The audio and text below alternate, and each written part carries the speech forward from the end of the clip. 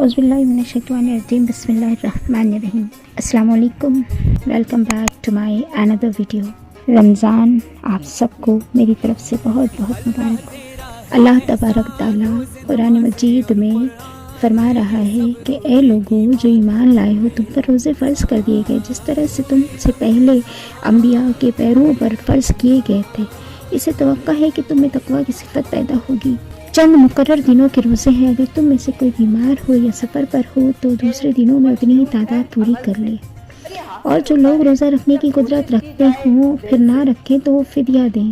ایک روزے کا فدیہ ایک مسکین کو کھانا کھلانا ہے، اور جو اپنی خوشی سے کچھ زیادہ بھلائی کرے تو یہ اسی کے لیے بہتر ہے۔ یہ پہلا حکم ہے جو رمضان کے روزوں کے بارے میں آیا۔ پہلے میں اللہ تعالیٰ نے بہت ڈھیل دی کہ جو روزہ نہیں بھی رکھنا چاہتا ہے کوئی بات نہیں، وہ فدیہ دے سکتا ہے، اور ایک روزے کا فدیہ ایک مسکین کو کھانا کھلانا ہے کہ آپ ایک روزے کا فدیہ ایک مسکین کو کھانا کھلا دیجیے۔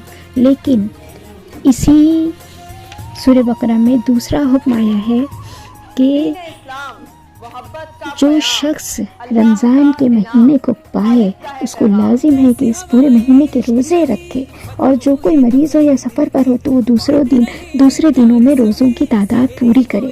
اب یہ دوسرا حکم ہے، یعنی کوئی بھی شخص ہو، چاہے وہ مرد ہو یا عورت ہو، اگر رمضان کے روزے وہ پا رہا ہے تو اس کو چاہیے کہ وہ پورے روزے رکھے۔ یہ مکمل حکم ہے کہ نہیں، پورے روزے رکھنا ہے، لیکن صرف رعایت ان لوگوں کو دی گئی کہ جو مریض ہیں یا سفر پر ہیں تو وہ روزوں کی تعداد بعد میں پوری کریں، لیکن پوری کرنا لازم ہے، چھوڑنا نہیں ہے۔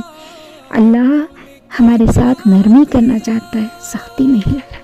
روزوں سے ہمارے اندر تقویٰ کی صفت پیدا ہوتی۔ تقویٰ کا معنی ہے کہ اللہ کا ڈر ہمارے اندر۔ کوئی تو ایسی طاقت ہے کہ ہم روزہ رکھ کر بھی کچھ کھا نہیں سکتے، کچھ پی نہیں سکتے، کیوں؟ ہمارے اندر ایک ڈر ہے، نہیں ہم روزہ ہیں، ہم نے روزہ اللہ کے لیے رکھا ہے، اور اگر ہم نے کچھ کھا پی لیا تو اللہ ناراض ہو جائے گا، اسی لیے ہمیں روزہ نہیں توڑنا، ہمیں روزہ رکھنا ہے، مکمل کرنا ہے، اللہ سے اجر چاہیے۔ تو یہ ایک اللہ کا ڈر ہے۔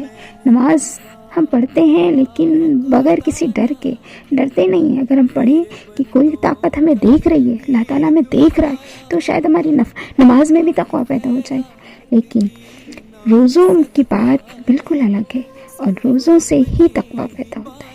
اسی سے ہمیں احساس ہوتا ہے کہ بیچارے بھوکے کیسے بھوک سے تڑپتے ہوں گے۔